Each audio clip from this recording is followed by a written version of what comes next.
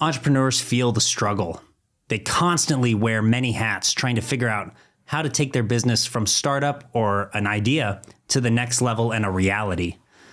I'm here today with a master of adaptability, flexibility, and resourcefulness. Ryan, why don't you tell us a little bit about yourself, who you are, and what you do? Well, first, thanks for having me, Parker. So my name is Ryan. I own Redline Design. We do digital marketing, SEO, PPC, website design, all the nerdy internet AI stuff that everybody's doing. We got into it probably 5 years ago. So when we kind of got everything running. I feel like I should have rehearsed this better. Nah, no worries. Totally freestyle. So we got into the digital marketing space. I came from a small, kind of a farming village out in Idaho. Graduating classes like 50 people or something like that. Right on. And I was always into like robotics and all the nerdy stuff, and that just didn't really fit super well there, which is how I ended up in Utah. Came out here to study computer science. Went to Newmont University for about a year and dropped out, realizing that I didn't A, want to spend 50 grand a year to finish that. And B, I just wasn't getting a ton of value out of it for me, what I wanted to do. So got to sales, trying to figure out how to get myself in front of people a little bit better, learn those skills. Mm-hmm. And I think the crossroads for me was really digital marketing. That's where sales and computer science nerdiness kind of intersect. And that's like the dead middle. Right on. Can I ask, so getting into that world, you mentioned briefly your background, rural Idaho, small town. How did you go from that into maybe pursuing that kind of path of digital marketing and then figuring out that entrepreneurship was where you wanted to go with that as opposed to joining someone else's agency? Yeah, I think part of it is you just get tired of working for other people if you do it long enough. You just have that feeling like, I think I can do this better. And you don't want to have your ceilings set for you arbitrarily by somebody else. Yes. You want to be in a position where you can push yourself and challenge yourself. And I think the only way to really do that is being an entrepreneur. Mm-hmm. So. It's definitely, I think, the best way for someone to like self-develop. You go through so many different crucibles really quickly when it comes to your personal development as somebody who can manage tasks and time and organize and future plan and handle risk management. And the list goes on and on. But then you pair that with, how am I serving others? How am I being resourceful? How am I now developing and leading a team or implementing the newest technology? It's an endless quest of self-improvement. And I think that if you can master that, then it obviously helps you in your personal life, your relationships, all these other things too. Obviously it comes with a cost, but so you said you were interested in like robotics. Yeah. So I would assume, some programming, things like that. And you kind of mentioned that's the natural, or was your natural segue into the digital space, but you touched on sales. How did you get into sales? To be honest with you, when I dropped out of college, I just needed to find a way to make money. And, $11 an hour at the Best Buy wasn't really cutting it for me. With no degree, I felt like it was kind of the only option I had if I wanted to make any sizable amount of money. Yeah. Got into it, did pretty well. But it just wasn't really my calling. I learned the skills I think I needed to. Definitely. It's not where I wanted to stay. It wasn't making me happy. I'm a big believer in that concept maybe that you're highlighting. We can go through something for a short period of time, learn the skills that we need to learn and move on. And that's totally okay. You don't have to go into something and be so fixated that you're rigid and unable to pivot later, right? I think sales in particular is a very important skill for people to learn. And there's a lot of different ways to learn it, right? In different venues and niches. But the important thing is that if you want to be successful, you have to learn how to sell something. And it's not necessarily just your product or your service, right? You sell ideas, you sell concepts. Like, hey, when you are dating your significant other, you're selling yourself to them. So mastering the ability to ethically persuade someone or ethically sell them on a concept or a product, I think is paramount. So for you, did you go into like door-to-door sales? How did you? Yeah, I did. So actually right out of high school, I tried door-to-door pest control for, I think, a month. It didn't go super well. Mm-hmm. Got into the retail side of it, and then I got into life insurance. moved into cars after that. That was kind of a calling for me, always has been. That's where we met, as our Fastlane events. So I got a car sales at a dealership. I was with that dealer for probably 10 years. Oh, wow. Kind of on and off doing sales, doing marketing for him. Kind of a weird segue. I just talked to the owner about the website one day and mentioned some improvements I think we could do.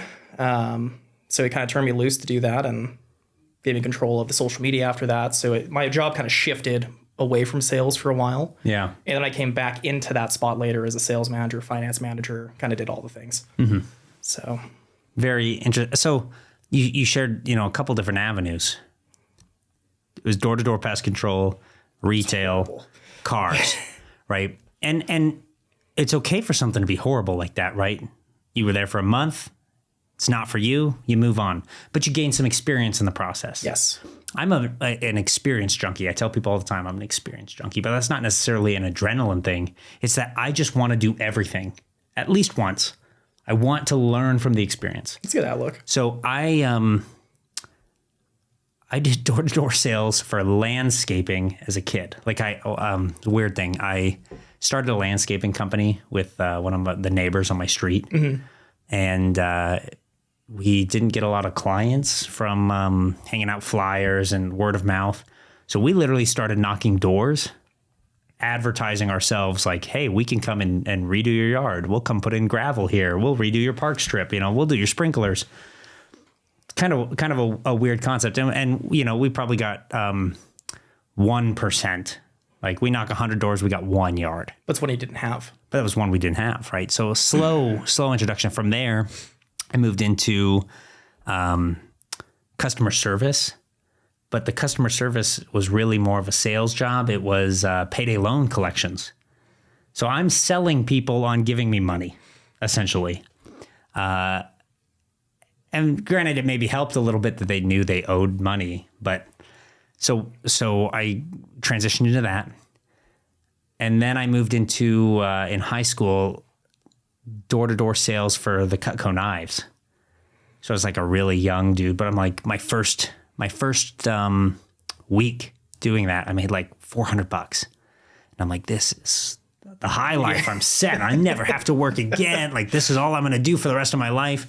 When you're young and you have no lens or concept of money, and it probably didn't help that I came from like legit poverty. And so we just didn't have stuff. So I'm thinking $400 a week, and I'm just doing this on the weekends because I'm in school. I'm like, man, I can do, 4, 8, 12, 16, $1,600 a month. That's crazy. Like I'm gonna live so good. And I'm like, if I can do that in just, 2 days, then I can definitely do it. Like if I'm doing this full time. But ultimately, like you said, maybe it wasn't where my calling was. And, I had really thought when I was young, I was going to get a scholarship. I was going to go play football somewhere. That's how I was going to go to college. And I just had injury after injury after injury in high school football. And so it really didn't pan out. I broke my back. And I ended up, I joined the Army. So I put all the sales on the back burner, but those are skills that I developed for those early years, maybe. Yep. Joined the Army. I did 5 years on active duty. I come back. And when I started my own business, I had those tools developed already. I had the customer experience or customer service experience from doing the call center.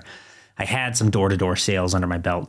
I knew how to talk to people. I was comfortable talking to people. So I think that's actually one of the most understated, most valuable things that a entrepreneur can develop. And even if that's not necessarily within your zone of genius, if you can just talk to people comfortably, what a difference that makes in the relationship building. I think the thing for me was just I was such an awkward kid in high school. I mean, who's going to represent your brand, your company, your ideals better than you? You can hire sales reps, and that's important, but they're not you. They don't have the passion or the drive, and they may come or go. You need to be able to speak on what you're trying to do and represent it yourself. You're in the best position to do it. I think that concept that you just said is probably the most important aspect of this. You have to be able to represent yourself. Even if you're not necessarily going to be the charismatic face of your brand, you have to represent who you are and what you do and what you stand for. And if you can do that in a strong and confident way, it makes everything else easier. Yeah. It helps you get the partners that you need to get. It helps you make the deals you need to make. It helps you find the talent that you need to find and recruit. Like, you just have to be you to the best of your ability. Confident, clear, strong, direct. I love that. So you mentioned Redline and digital marketing. So do you mind telling us a little bit about, like, what do you specialize in? What do you actually, what does that look like for people who want, if somebody is listening to this and they're like, man, I need a digital marketing agency. What's you? Yeah. So we do full stack digital marketing, and that basically means just about everything. We started with websites forever ago, and we got really good at website design. I actually entered some competitions and did pretty well in those. So our designs were great. The problem then was, how do you get people to the website? So, I had people call me back and they're like, hey, we have a website. What do we do? Like, why aren't there people visiting it? Well, it's like you just opened a Best Buy in the middle of a desert. Nobody knows you're there. You have to have some kind of sign directing traffic. So then we got into PPC, SEO. Pay-per-click. Yes. Yeah. Search engine optimization. Then our next problem was, okay, we're getting a bunch of leads. And we had one company in particular that got, 300 leads in a month. But they were going to a Gmail inbox. Well, it's a pretty messy way to handle 300 leads. So everyone listening to this show right now has felt that pain. I'm positive. Yeah. It's a good problem to have, because you just get a CRM and you're good to go. At least you're getting 300 leads. Yeah. It's a great starting point. But they had some guy that's supposed to be calling, and there was no way to really track it. So we got a CRM integration after that. Naturally, your next problem is how you follow up with the traffic that you're getting.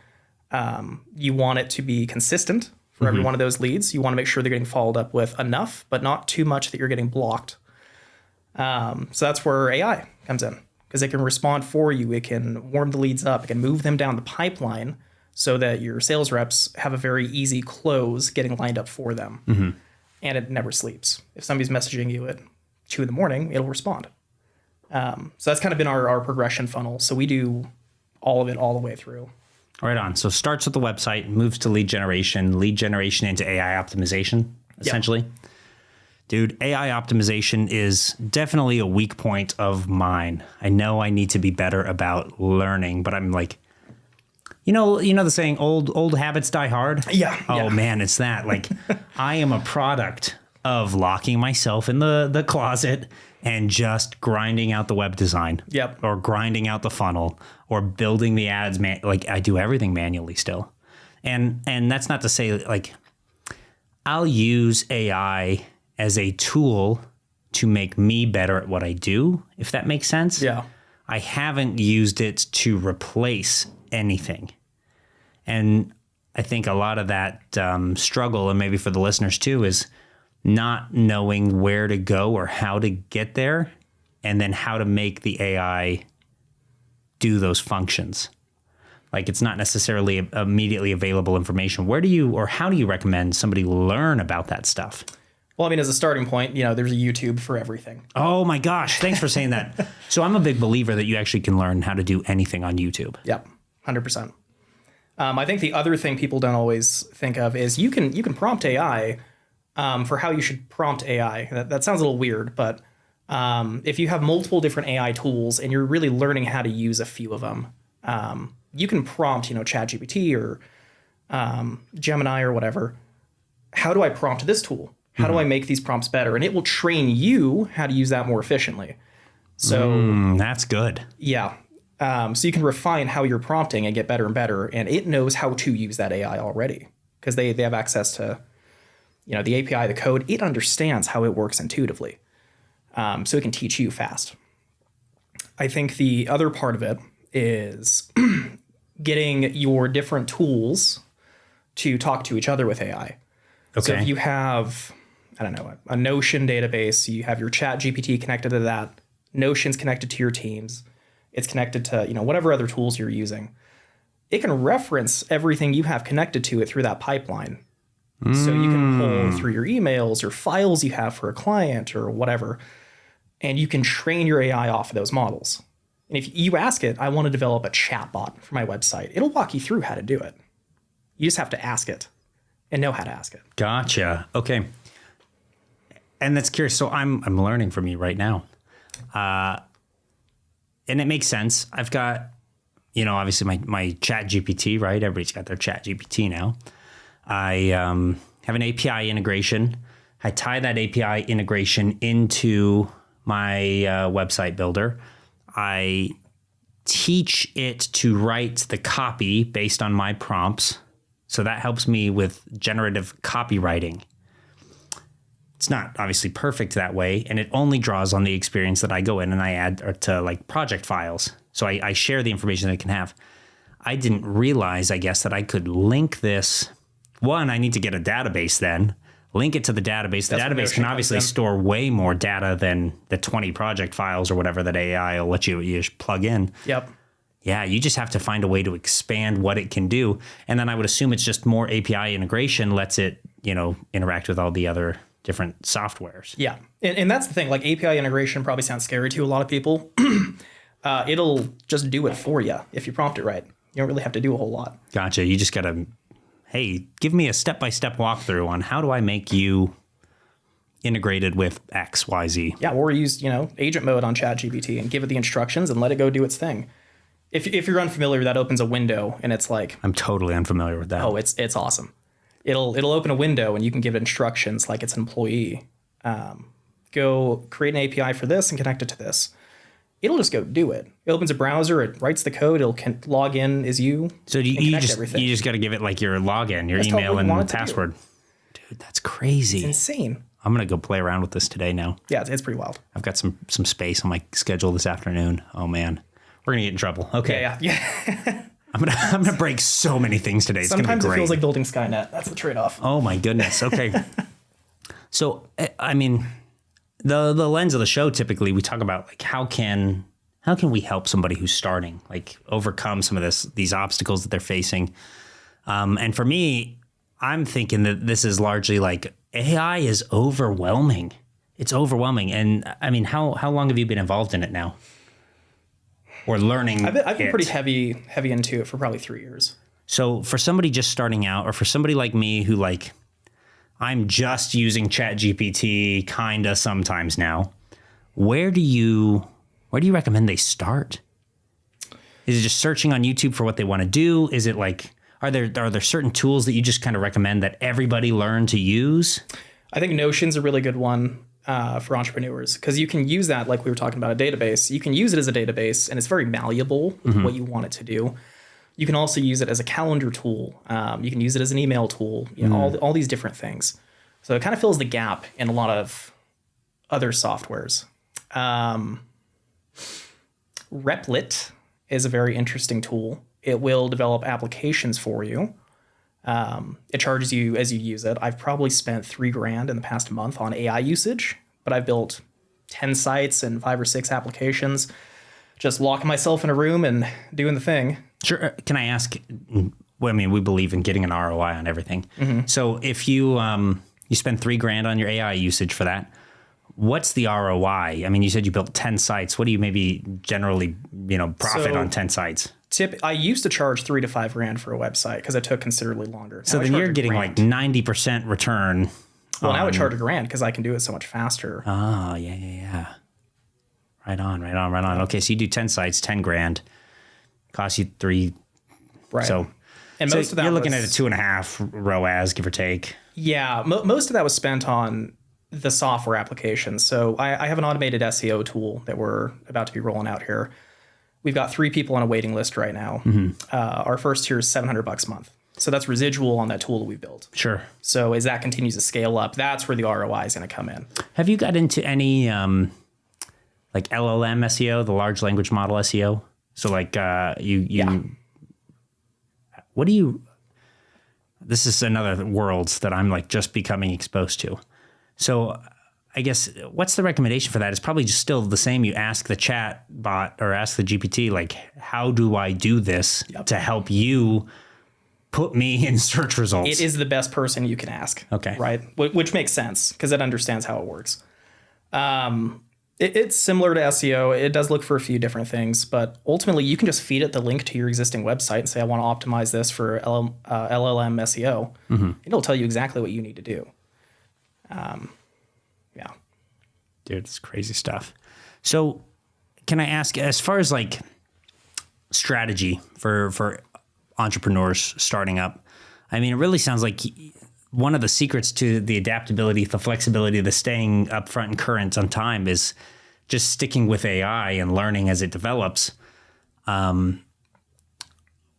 Outside of that, maybe what's working right now? Like you said, you do pay-per-click and lead generation as well. Lead generation is one of the things that our listeners struggle with the most. What's the best tactic right now, in your opinion, or the best overarching strategy for someone to do lead generation? So I think a lot of times when I see lead gen, it's not consistent through the funnel. So maybe you get a Facebook ad and it says one thing and they click the ad and it goes to the homepage on your website instead of maybe a landing page that was designed around whatever you're offering that ad. You've already kind of lost them a little bit. Yeah. And then maybe they have to go and try and find whatever offer you had, they get lost. Whatever you're offering should be cohesive at every step in your funnel for whatever that offer is. They should be unique. That's where a lot of people struggle because it's a time commitment up front. You have to make it this way, but I mean, AI probably make this a lot easier. Your advertisement, when it goes to your landing page should have copyright that supports what the ad claimed. So if the ad, for example, is targeting women in the military for a fitness program, then your landing page should also be speaking to women in the military who need help with their fitness. It shouldn't be like, women in the military, do you need help getting fit? And then your next page is, we help bodybuilders and elite athletes. It just is not the same group. So you want to do segmentation on your landing pages, just like you would do segmentation on your advertising, your email lists, any of that stuff. Does that make sense for everybody? If it doesn't, drop a comment below and ask a question. Had to plug that. I'm really bad at ever doing that in the show. I think part of it also is segmenting your audience correctly and making sure that you're targeting the right people. Mm-hmm. You can get data pretty easy now. I think a lot of companies don't really understand who their target audience is. So they may be spending all this money on ads, hitting, everybody, the shotgun approach, and really they should be using a laser and hitting one very specific niche very, very hard that tends to convert better for them, give them better ROIs. Data's all out there. And again, referring back to AI, it can help you find it. Based off of what I know about my customers, who should I be targeting? You can upload an Excel list. Yeah. And have it go through your database.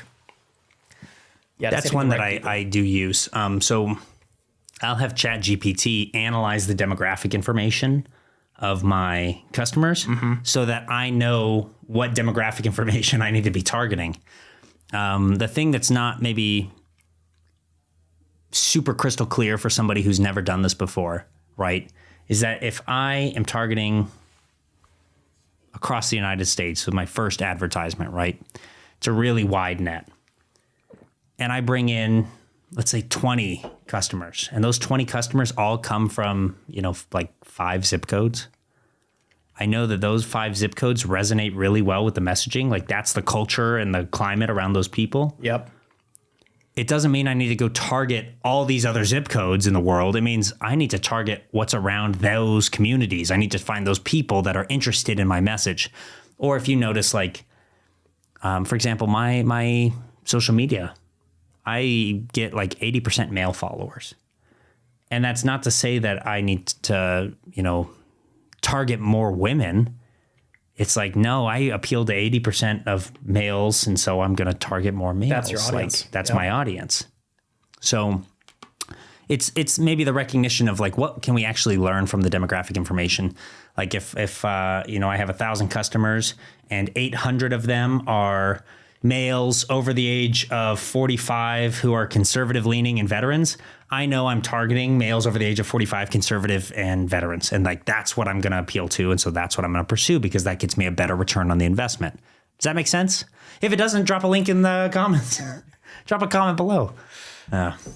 Okay. So from advertising to landing page segmentation to what's next? I think retargeting at that point. Understanding your data is huge. So you have these ads sending leads in. A lot of people don't know their close rate. They don't know what their ROI is. Yeah. So, okay, is your ad working or not? You get 300 leads. Great. How many did you close? How much money did you make? How much did you spend? If you don't know those, then you don't know if it's working. So figuring out the answer to your whole data pipeline tells you what to do next. A Google statistic is the average Google ad returns a 2-to-1 investment. So if you spend $1,000, you should make 2,000. If you're under that, something is broken. Your offer isn't good, the hook's not there, the art's bad, you're not converting the CRM. Something in your funnel is broken. Most of our clients are closer to 7 times ROI because we look at that funnel and it's broken in one of the same places every time. Maybe it's our fault, maybe it's theirs, but we know where it is, so we can go fix it. You need that data to figure out where it's broken.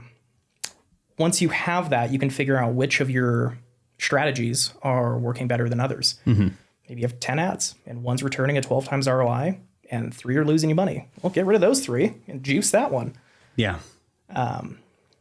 We split test everything. Like, for example, I spent last Friday was an ads day. So we built a bunch of campaigns, and inside the bunch of campaigns, there's bunches of ad sets. And the way that we segment this down is like one ad set is only testing primary text variations on a creative. And the next ad set is only testing hooks on a creative. And the next ad set is only testing creatives on the previously best performing. Yeah, for everything. Yep. And then so we take, that's essentially 30 ads right there in one campaign. And then we'll let those run for a couple weeks. We'll pull out the winners. So the best primary text options, the best headline options, the best creative options. Then we pair those together. And that becomes a new test because the primary text might not work so well with the different creative. Yep. So you run it against all of your best performing creatives from the different campaigns. And then we find what works and what doesn't work. And then we scale what works. So that's where you ramp up your spend over time. I found typically what works the best, and please share your experience with this. What typically works the best for me with like Facebook and Instagram meta advertising is to scale it about 15% per week in budget. And I've noticed that when I go over that, like maybe you get a little bit of a buffer, we'll say, 10 to 20% is a pretty safe range. When you go over that, I notice that the ads become a lot less efficient. And when I go under that, there's not necessarily a correlated return on investment either. So it's like you want to stay in that sweet spot where it's self-optimizing as it goes. Yep.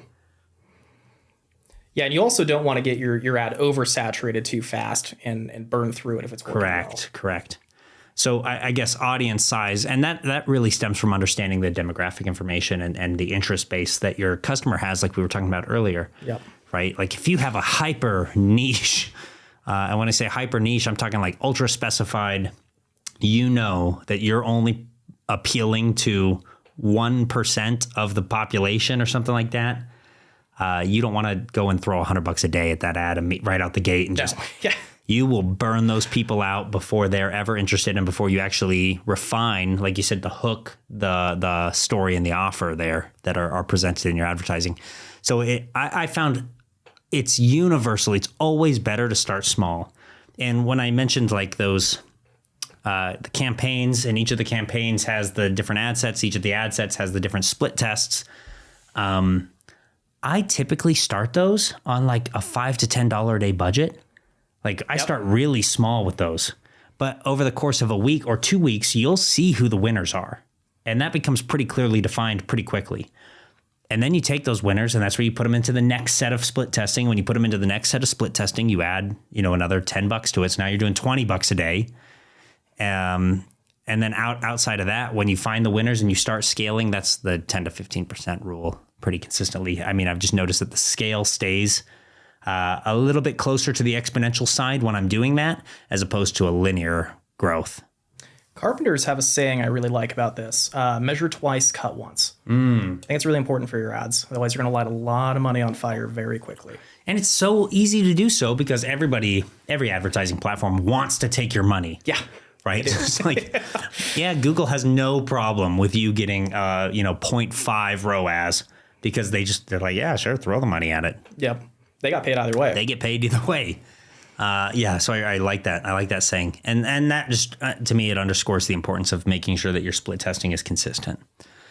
So just to share best practices too, if you don't mind, I use right now, I call it the PN pad framework. I learned it from an advertiser named Michael Meyer. Shout out to Michael. If you catch this, maybe I'll tag you in the reel. I used to think that I was the best in the world at Facebook ads. I was very consistently getting like a 13 plus ROAS. Like, I mean, it's killer. It was killer. Yeah. And I was just really good at targeting my people, if that makes sense. And not just targeting my people, but speaking to my people. You understood them. I understood them because I am them. Yes. So it was that kind of thing. And generally speaking, we do really good. And then, over the years, Facebook, changes. It becomes more competitive, various shifts. I noticed my return on ad spend, consistently dropped, and it became an 8, and then it became like a 5. And I'm like, okay, so I'm not as hot as I used to be. The game's changed. I'm slow to adapt. I'm learning these things. And I would get like my higher performing ad sets, they'd be like an 8 or 9. My lower performing ad sets, they'd be like a 3. I meet Michael Meyer. He is like so deep in advertising meta ads. Like the guy meets with Mark Zuckerberg to like learn about the changes in like, how's Facebook advertising going to change with the Andromeda updates this past summer? And like, he's just way up there. And Michael shared with me the framework he uses for researching his target audience and then speaking to them. So Michael, I hope it's okay that I'm sharing this. I hope it's not super secret information. You taught me, so it's probably fair game. So he looks at his reviews, like all your reviews, and you write down a list of like the positives and the negatives that you get. And then you go look at your at your competitors, and you write down their positives and their negatives on their reviews, right? If you're in like physical products like e-commerce or retail, get on Amazon, look at competing products, write down those positive, negatives, find what people really like, find what people really dislike, or what the problems are with those products. Yep. And you create a list. And then every time you see that thing brought up again, put a tally mark next to it. And then when you're done with this, look at your list, collect your most tallied positives and negatives. So that's the P and the N, positives and negatives. And then what we do is we write advertising copy that agitates the problem or identifies the problem, agitates the problem, and then speaks to the customer's desire. PN pad. I like that. So if for example, we're a supplement company, right? And we sell a protein supplement, and we're looking at like the positives and the negatives. And a lot of people say on their negatives, it's too grainy, it doesn't mix well, right? Or that's what the competitor's problem is. Okay, we're going to speak to that. Are you tired of grainy protein that gets stuck in your gums? Leaves you feeling uncomfortable and like you have a dirty mouth all day. We made a protein that mixes and drinks like water. It's, and then we go through like what the 3 benefits are, the top 3 benefits. Flavorful, won't leave you feeling bloated and gassy, and 30 grams of protein that's easily absorbed. So we share 3 benefits, and then we give them the call to action. And I typically do 2 call to actions. I'll do one that's like a generic and one that's a specific. So get your 2-pound tub of protein blend today from superduperprotein.com. And then I'll do like order now. Yep. Does that make sense? So that is a great system. You're identifying a problem and you're immediately showing a solution to that problem. That's a good hook. Yeah. Oh yeah. That's a great hook. And you identify the problem for the customer, right? A problem that they're already experiencing, right. And then you agitate it, you poke it just a little bit, and then you speak to the desire. And that's really important for every industry. I mean, look at, dealerships. That's where I spend a lot of my time. What are the biggest things you think you're gonna have an issue with when you're buying a car? Well, you're worried about getting a sleazy High salesman, pressure salesman. right? That's like the first thing. For some people, it's, keeping it at a certain payment. Can I get approved? Things like that. So targeting each of your niches that are going to have a unique problem specifically really helps. So you're not going to send the same ad to somebody who doesn't have great credit as you are to somebody that is maybe in the market for a new Porsche. Right? Yeah. Segmenting your markets out a little better, but making the customer understand that you understand the problem and that you're providing a solution. That's huge. And I think a lot of that just starts like with this framework. You're proactively letting them know what their problem is. Yeah. And that lets them know how to solve their problem because you're aware of it. It's a demonstration of your awareness in the issue. So I took that advertising framework. I plugged that into all the ads in one of my lowest performing ad sets. This was a year and a half, 2 years ago. And like in a week, it had course corrected and was tying one of my best performing ad sets. And I'm like, game changed. So now I try to just put that into all of my different advertising on different platforms. And I'll even put it into some of my organic content from time to time just to make sure like people know that I'm aware of the problems and that I'm solving the problems. And if I do that consistently, people build some trust and credibility with you. They recognize that you're contributing in that field or that space. You get the followers, you build the trust, leads self-identify. That's effectively how SEO works. Yeah. If you break it down, can you answer this problem? Did I understand it? Can Google read it? How many people have that problem? If you get referenced enough times as the solution to that problem, then your SEO goes off the charts. So let's talk about this. The identify, excuse me. So I got these Spindrifts. Not sponsored by Spindrift in any way. Real sparkling water, real squeezed fruit. Sometimes makes me burp. Okay, so one of the things that's worked really well for me on YouTube, and I'm going all in on YouTube. You were at the mastermind, so you're a little bit hip to my story of like why I'm going all in on YouTube. For those that don't know, I was at a marketing convention last February. I sat next to a dentist. The dentist and me are talking about how we do our marketing. I tell him I run paid ads. He's like, oh, I get paid for my ads. I'm like, what do you mean you get paid for your ads?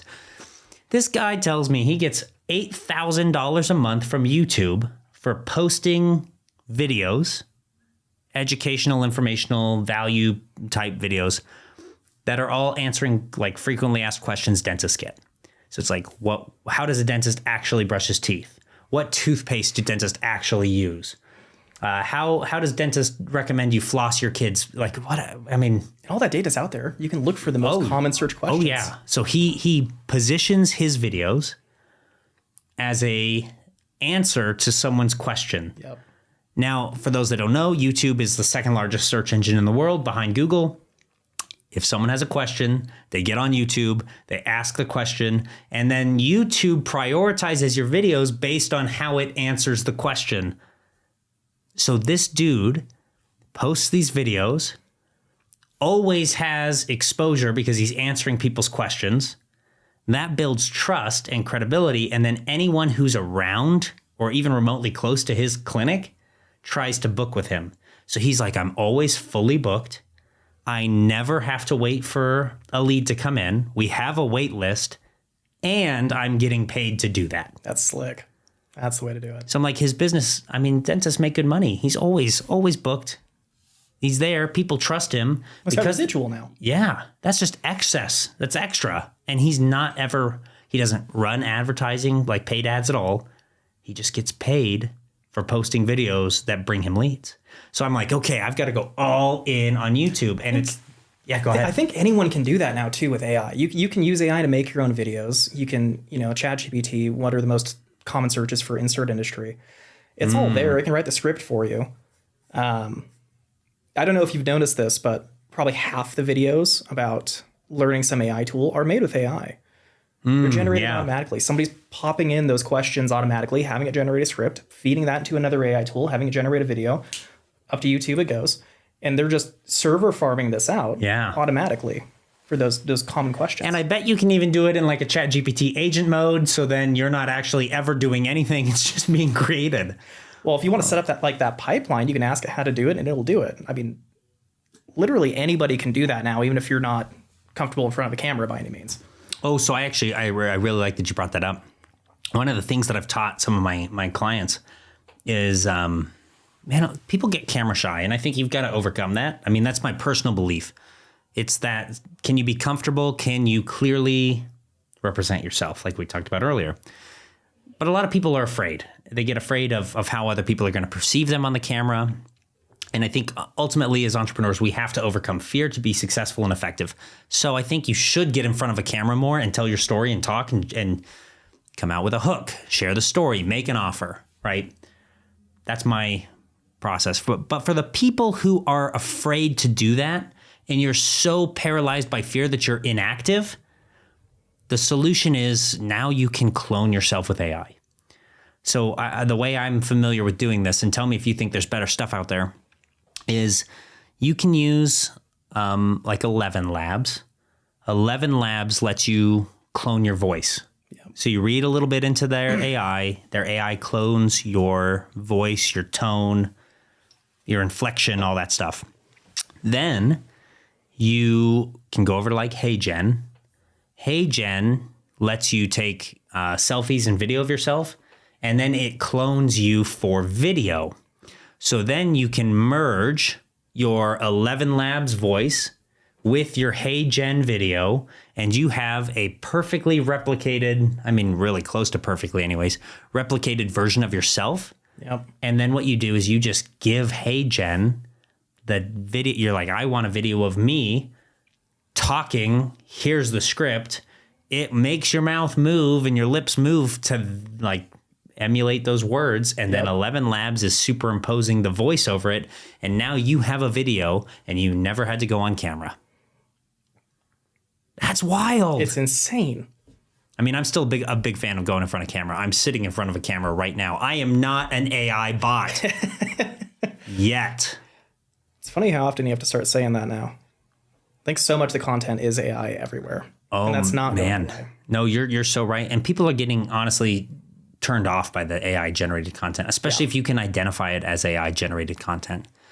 Or maybe you don't. I ran for city council recently, won the election, go team. And I was sending text messages. I did all that stuff personally. So personal touch, personal messages came from my personal phone. Like I got people that would respond back and they would tell me straight up like, oh, thank God. Like I will vote for you because you cared enough to take the time to send me a personal message and you weren't using a chatbot and you weren't using an AI. AI is great for a lot of things, but you have to know when to use it. Yeah. It's not for everything. No, you don't. This is my general idea right now.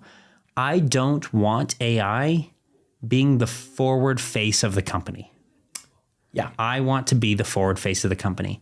I want to use AI to support me and help me be effective at what I do. I haven't, like I mentioned earlier, I haven't used it to replace anything that I'm doing. And maybe that's, I should dig more into it and I should learn and find ways that I can trust it more to use it for certain things. But my theory has been that AI won't replace humans. AI will enable humans to be more successful, more efficient, better at what you do. And you just have to develop the skill set that allows you to implement that. I think it'll do both. It'll make you more efficient. But then if you're not using it, then somebody who is significantly more efficient is going to take a lot of jobs. For sure. But it's just competition. Right. That's always been there. Yeah, exactly. And this happens every time there's a technological boom in our society. Think about this. When the manufacturing line was created, that put a lot of people out of jobs. Yep.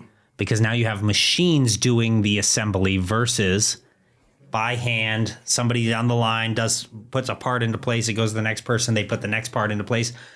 So they got rid of, it was like, I'm trying to remember what the actual statistic was. I know I'm going to butcher it. It was something like 70% of manufacturing jobs were laid off when the machine assembly line was created.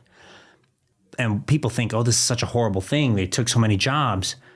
But the reality is now that workforce is available to be allocated to other places where it wasn't previously available. Yep. So there is an opportunity cost to not advancing. You get 70% of the workers, roughly, or something like that. They get essentially laid off because manufacturing can do the job without them now. That workforce isn't then permanently unemployed, and people might No, the shift. think that they shift. Yeah. So now, because you don't need all those people to manufacture, and you can manufacture faster, those people now get to go fill sales roles. They sell the products that you're creating faster. Yep. Now those people go and fill the HR role because your sales team has grown so much, or the management role. Now those people get to go and move into an adjacent industry. For example, you have the machine assembly line. Well, now that machine assembly line needs repair people. It needs maintenance team. So the jobs don't go away. The jobs just shift. Yeah. So when you think about AI and coming in, and somebody who's using it really efficiently can put a whole team somewhere else out of business, that team isn't necessarily out of work into perpetuity. That team reallocates They just have to adjust. to somewhere that's going to be more efficient for the economy overall. And that is your economics lesson in today's video. Very well explained. Thank you. Very well explained. A lot of people watch these videos and they say, yeah, but Parker, you just don't understand XYZ about economics. I'm like, oh, no, buddy. There are very few who are more well-versed in this concept than I. We used to have, I had 3 partners at one point. As the company is growing a couple of years ago, I brought in partners to help out. I decided that wasn't the best idea, so I ended up buying everybody out. But we had 15 employees, some in the country, some out of the country, as we were scaling. And we had, website designers, developers, graphic designers, copywriters, yada, yada. We are able to handle probably 10 times the amount of business we could then. And it's 2 of us now. Because AI has replaced that many people. Yeah. Made you that much more efficient. The content is better. The quality is better. It's faster. It's more secure. My clients are more secure because I don't have 10 people with access to their stuff. Yeah. So that's been huge. The only things we hire for now are sales and AI developers. Gotcha. That's it. Who do you hire for sales, out of curiosity? I look for people that are around a lot of business owners. Okay. That's my niche, right? I go into businesses, I help them get more traffic, get more leads, kind of solve that problem that everybody has. So people that are in those spheres a lot. Okay.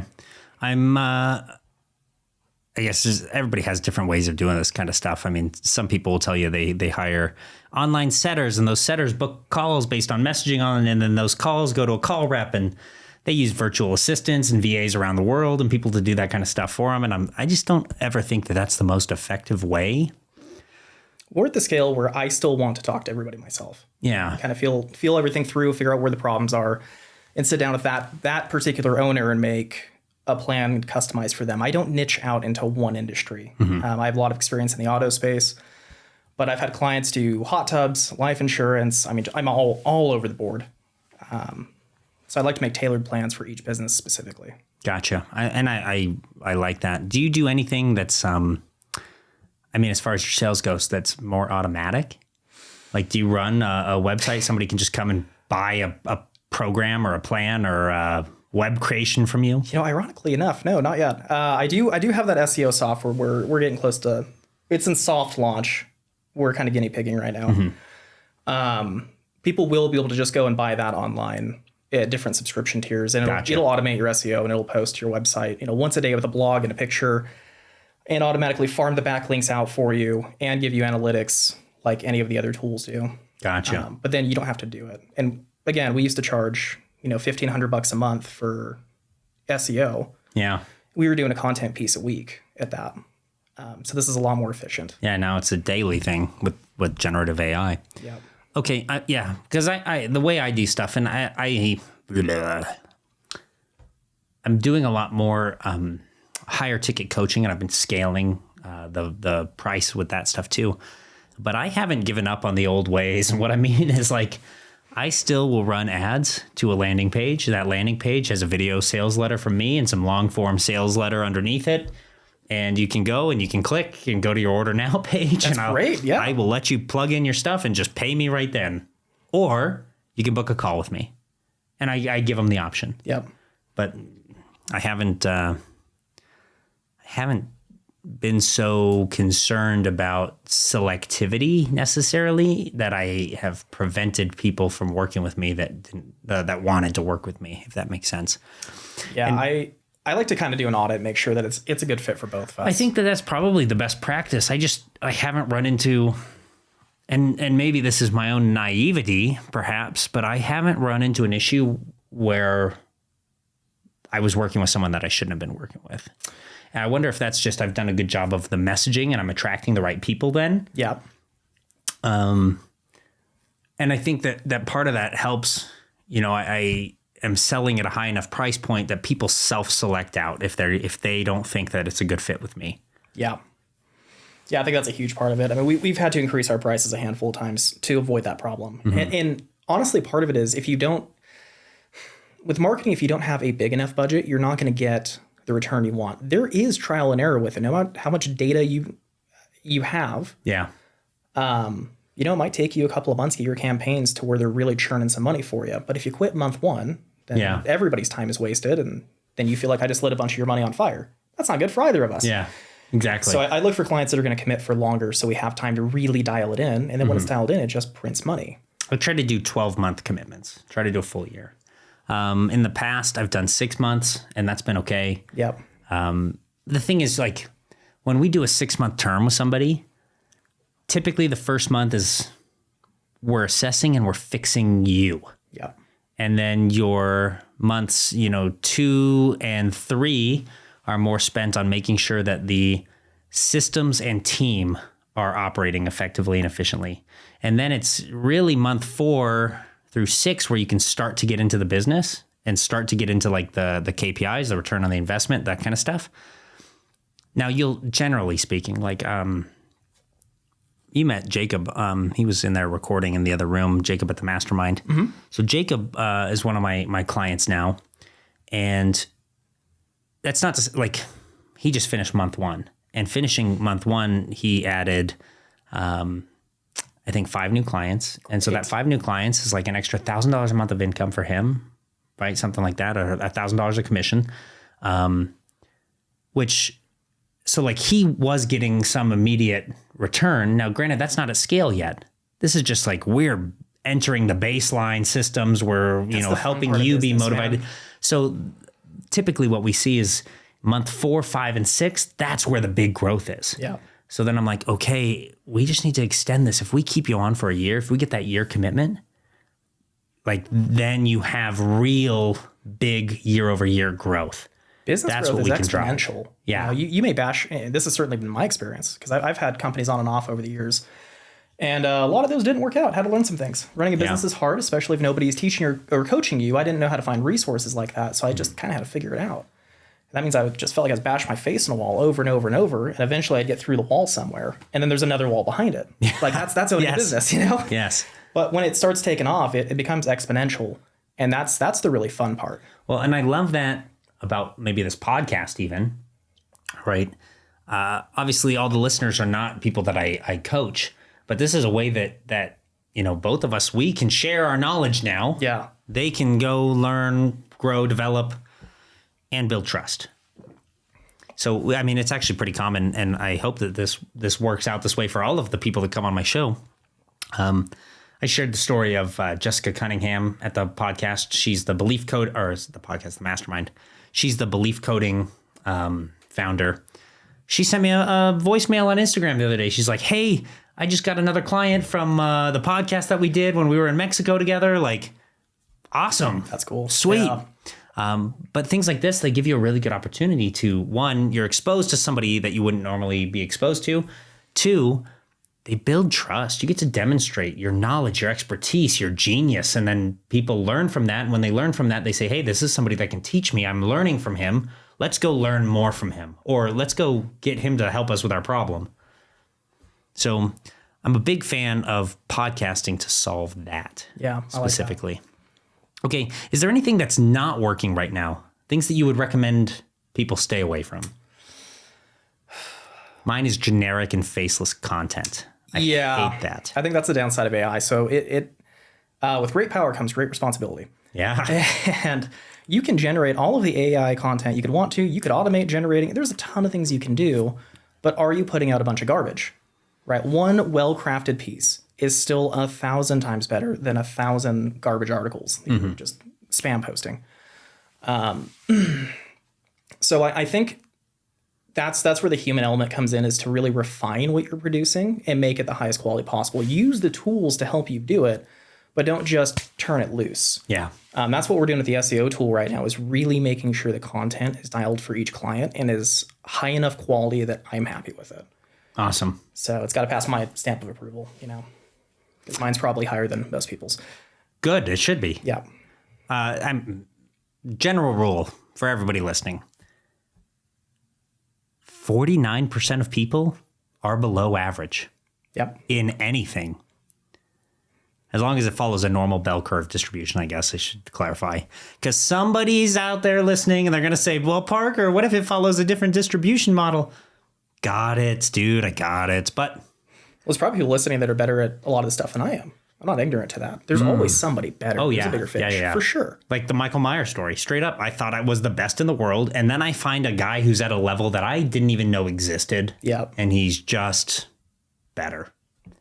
There's always somebody to learn from. I'm always looking for people like that too, because it's growing so fast. It's hard to find people that are in that that 1 or 5% of the bell curve at the top. It's really hard to find those people, and they're usually so busy, anyways. But I try to find as many of those people as I can to learn from them, because that's how you learn at an accelerated rate. Oh, absolutely. I'm a big believer in the concept that you're essentially a reflection of the 5 people you spend the most time with. Not to say that that's the end all be all of development, but it is. I have found that to be more true than not, is what I'm getting at. If you surround yourself with people that operate at a high level, they take the time to learn, to invest in themselves, to continuously take action, to grow and be better, you get better as a result. That was why I got into Fastlane. Whole reason. The people there can afford these cars because they're really, really good at what they do. Definitely. I joined Fastlane on the recommendation from Nick Adams, because I had known Chris and some of these other people from, car meets and things like that. I got an invitation to join. I talked to Nick Adams. Nick Adams is like, oh, yeah, I've loved it. Events are awesome. Totally worth it. So I get on the call. I join. And I kind of did it at first to be like forced social time. Yeah, I think I told you that. Yeah. It's like, I'm the kind of dude that I will work 12 hours a day. Yeah. And I'll feel like I'm not doing enough. And then I'll start scheduling my time to work 16 hours a day. And then I realize I'm doing too much. And so it's like, how do I find the right middle ground? And I need to force time to be social and to make friends and to have fun. So that's how Fastlane started for me. And then Fastlane, in reality, I stayed because I've loved learning from people. And you have everyone in there is legit at what they do or who they are, because you don't attain that level of success being fake or an imposter. It's actually really inspiring for me still. And I've got cool cars and stuff like that, but to go to those groups and see what so many different people have been able to achieve in their different niche and their different markets with their different skill sets and backgrounds and knowledge. And you get, I talk on the show about it a lot, but the Rainmaker triad that Mandy talked about, like, I'm very much a rainmaker. You're more of an engineer. Like, different people with different skills are doing things and being successful. And I want to learn from everybody. Yep. I think that is so cool. Like I said, an experience junkie, right? I want to get around people and learn through them and the experiences that they've had. And well, that's how this whole SEO tool came to be. I was talking to Braden, and this was right after the mastermind. Mm-hmm. He's definitely a rainmaker. I'm definitely not. And I was telling him about some of the cool stuff I'm doing. He's like, oh, this is really slick. I know a client that could use this. I'm like, okay. So I started testing it with them, kind of working through that idea. And then I realized, hey, this is something that can apply to a lot of businesses. It's fixing a huge problem for a lot of them. That's where that came from. That wouldn't have happened had I not gotten Fastlane, met Braden. Like that, I would have been doing something else. Yeah. And a lot of cool ideas have come from that. A lot of really good connections. So one of my mentors, Russell Brunson, he had shared a concept a few years ago that if you keep your calendar full, you'll never be poor. Yeah. I like that. I stopped and I thought about it for a while. And I said, man, I know a whole lot of poor people. None of them are ever doing anything. This is probably true. Yeah. There's a lot of wasted time. I went and got one of those big wall calendars. I hung it up in my office, and I just fill it. I fill it because if I'm doing something, I'll never be poor. Now, it's not just necessarily limited to what we would define strictly as business activity. I block off time to do the podcast. The podcast originally wasn't monetized, right? I'm just doing a podcast. And then it became monetized because people started self-selecting or building trust and then self-selecting as clients. And they would reach out and they say, hey, coach me. Yep. Cool. Now I get paid for doing that. And all I had to do was block out, 1 hour a week for 6 months, something like that. And then I joined Fastlane. I start blocking off, one Saturday a month to go and do Fastlane events. And in doing that, I'm making friends and building the network, and building the network leads to connections, and the connections lead to more sales. I block out, one week, a Sunday or every other Sunday roughly to go to Broncos football games. I go out there, I meet people in the club, we talk, we fly on the airplane. People, you're just chatting with people. Yep. But you start getting some business cards. Yep. And handing out some business cards. And people start reaching out to you and you're like, wow, all I had to do was be busy and talk to people. And if I'm being busy and talking to people, business grows because the network grows. So it doesn't necessarily have to be you're sitting in the office working the 9 to 5. Yep. Go meet people. Find people that are doing something that you want to do at a higher level. Learn from them. I'm like you. I try to keep my calendar as full as I can, but I try not to burn out. And my solution for that has been traveling as much as I can. Puts me in a good mood. That's a good one, really quick way to reset. And you can work in the airport or on the plane or whatever, still get stuff done. You go have fun, you reset, you come back, and you can keep putting in 70, 80 hour weeks and not hit that burnout. Yeah, it's a forced pattern interrupt. Yeah. Like for me, this is a really dumb one. I love it. People will think I'm crazy. I bought a Tesla to alleviate some mental bandwidth. I sold a couple of my daily drive. So I had a Bronco I sold and a GR Corolla that I sold to get this Tesla. And the point of that was like full self-driving saves me from the mental bandwidth use going to and from like football practices or on the highway during rush hour or any of that stuff. The secret benefit for me was I got to plug in and charge. Yeah. It's a 20, 25 minute stop. That is a 25-minute forced interrupt in my day. And in doing that, I get to have a reset. I can go focus on something else. I can play a game in the car. I can whatever. But in getting that forced reset, maybe it's the weaponization of the ADHD, I turn and go back to, work and the block after that, and I'm focused again. And it's a fresh new problem set. Yep. The travel is obviously that at a bigger scale. But I'm a big believer in preventing burnout is just finding ways to interrupt the mundane. And if you interrupt the mundane, you're never burnt out. Burnout isn't, to me, a problem of a lack of energy. It's a problem of energy management. Yeah. Or lack of motivation. Yeah, or lack of motivation, probably even better put. So if you're doing something in a new place, maybe it's a little bit more inspiring. Gosh, that's a really good thought. I should actually probably make it a point to travel more.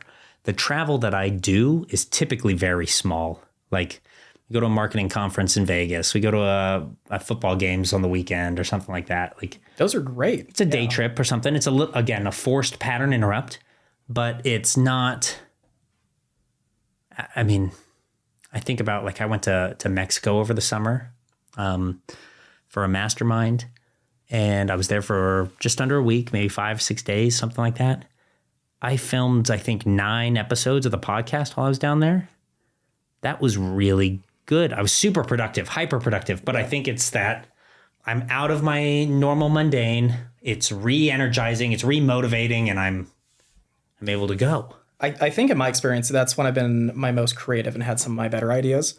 Traveling, seeing new things, it really gets you going, and it breaks that cycle. So you're thinking of things you usually wouldn't. Yeah. And that leads to sometimes great ideas. Awesome. So, okay, you have provided a ton of value to me, to my audience. Is there anything that I can do for you, for your audience? I think the biggest thing for me is, really just trying to get in front of more business owners. We're growing, but I'd like to grow faster, and we have a lot more capacity than we're currently utilizing. So, if anyone's having issues growing their funnels or figuring out how all this AI stuff works, which changes every month, I think just sending them over to me so I can help them kind of figure out that funnel. And where can they find you? You can find us at our website, redlinedesignllc.com. Okay. Do you have a social media presence? We do not as much. Shout it all out. Yeah. Give us the gram. It's all Redline Design Project on Instagram, but the website's the primary one. And we'll make sure that we tag and drop that in the comments below so you guys can find it if you're watching on YouTube. Maybe you can go in the show notes on Spotify. I don't know what the rules are. We just post that stuff. We'll figure it all out. Yeah. Okay. Dude, I appreciate you coming on the show. Thanks so much. Thank you. Appreciate you.